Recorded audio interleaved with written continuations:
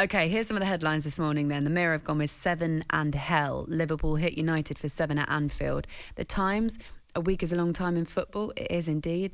This time last week, United was celebrating Carabao Cup success. And this morning, obviously, a horror show for them. The Sun have gone with T-Mugs. Ashamed Erik Ten Hag calls United unprofessional and unacceptable. It's their worst defeat for 92 years and their joint record heaviest defeat ever for the club.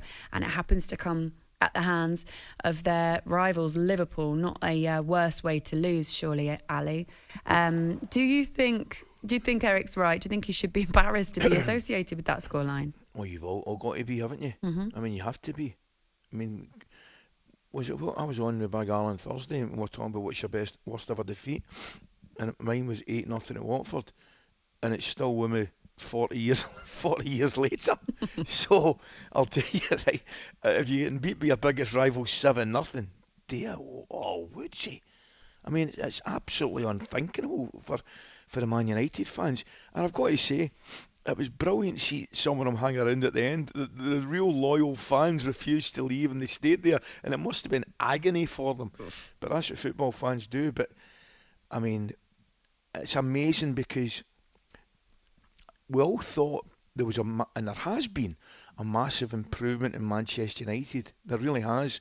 And they've been ticking along nicely. I don't think for a minute they're finished article. We've said that all along. But you look at the performances of Casemiro, Martinez has brought a lot to the party, and Rashford's form, everything taken all into account, they were coming along nicely. It looked as though they'd certainly turned the corner. So you could have seen them get beat yesterday, definitely, because Liverpool on their day are more than capable of beating anybody. But where that has come from, I don't know. I really don't know. Laura, I mean, I sat and watched it. I'll tell you what it was. I watched the first half up in the house, right? And by the way, I didn't think there was an awful lot in the game first half. Honestly, there wasn't an awful lot in the game first half. And I thought, I'll nip down. I'm going to pick up a curry for the kids and I'll have a couple of pints and watch the second half, right? I left the house at half time. I got into the pub and it was 3-0. Right? And I was like, what's happened there? And the boys were telling me, you've no idea. Liverpool just came out the traps. And it was the exact same for the next 45 minutes. So, as much as, you know, I could have seen Liverpool beat Manchester United, just in current form, I could not see that happening. Not that. Just a total collapse from Manchester United. It really was. At the same time, Liverpool definitely back to their brilliant best. Yeah, everything they touched felt like it turned to gold. One of those games where you just felt like it was all going Liverpool's way. They were right though. They were in the right positions. I'm not saying it was luck at any point at all, but they just seemed to have the confidence that Manchester United, with every goal, was being seeped away. One other thing that I wanted to talk to you about that the Telegraph have picked up on: Super Brat Fernandes raises white flag in acts of insolence. I don't know how you feel about this. Watching as a neutral, I thought some of the things that he did were, at the time, Gary Neville called it embarrassing, and I would agree. There were certain things that he did that you think, if that was your captain, you'd be like, come on.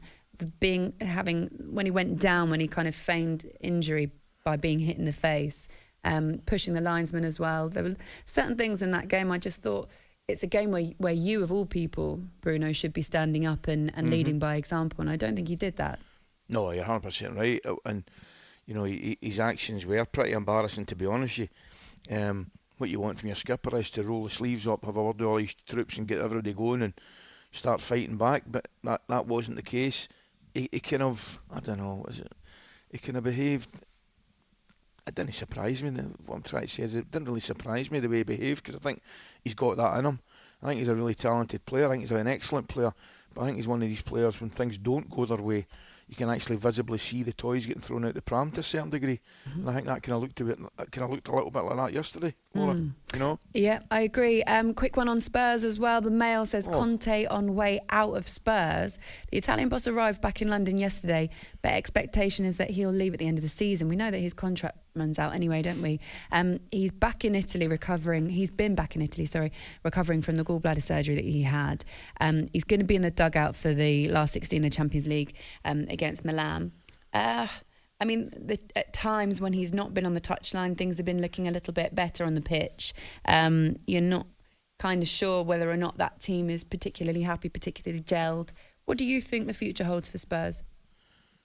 Right now, and it's guesswork from me, I think they'll be looking for a new manager and a new centre forward. There you are. Oh, Ali. That's. If I'm putting myself in Harry Kane's shoes right now, and this will really finish the Spurs fans off this morning, I'm probably thinking about going to the team that got beat 7-0 yesterday. There's a statement for you. Have a think about that.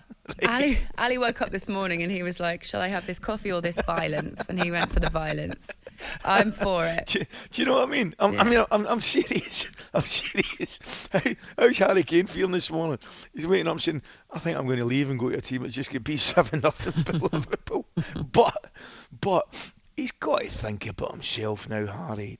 Oh, I mean, Spurs are...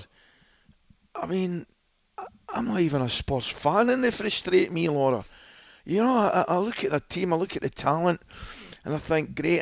And on their day, you look at them, particularly against Man City. I don't know why they seem to save their best performances against Manchester City, but they do. And then they look capable of beating MD. And then they'll throw in a result at Sheffield United, throw in a result at Wolves, they'll beat 4 at Leicester. And let's talk about Leicester, man. We're going to have some show this morning, you and I. But I don't know where to start and where to finish. But if I was a betting man, I tell you right now, I would think that Spurs at some point in the summer might be looking for a new manager and a new centre forward. Well, Harry Kane's got 18 months left of his contract. Yeah. So the question, I suppose, would be, would they let him leave? What would it take? Dan, Spurs fan. They couldn't. Sorry, before you give us Dan's statement, they couldn't let his contract run out. That's for sure. No chance. Dan, the Spurs fan, says, I'm absolutely fuming this morning. Our team is falling to pieces. More texts like that, 81089 at TS Breakfast. Will be very entertaining this morning. Also, I can see the switchboard going mental this morning. Chris, Sam, Warren, Sean, Danny, Dan, all a mixture of Manchester United, Get them Arsenal, all on it at one time. Fans. Let's have a laugh. Get them all on it at one time, right? Let's play. You know, we should emulate the game and play some sort of a game this morning where Manchester United fans can go up against Liverpool fans and try and get some retribution. We've got a whole show to film. Maybe we'll have time to do that later. talkSPORT Breakfast with Laura Woods, Monday to Wednesday morning 6 till 10 on AM, on DAB, via the talkSPORT app and on your smart speaker. talkSPORT.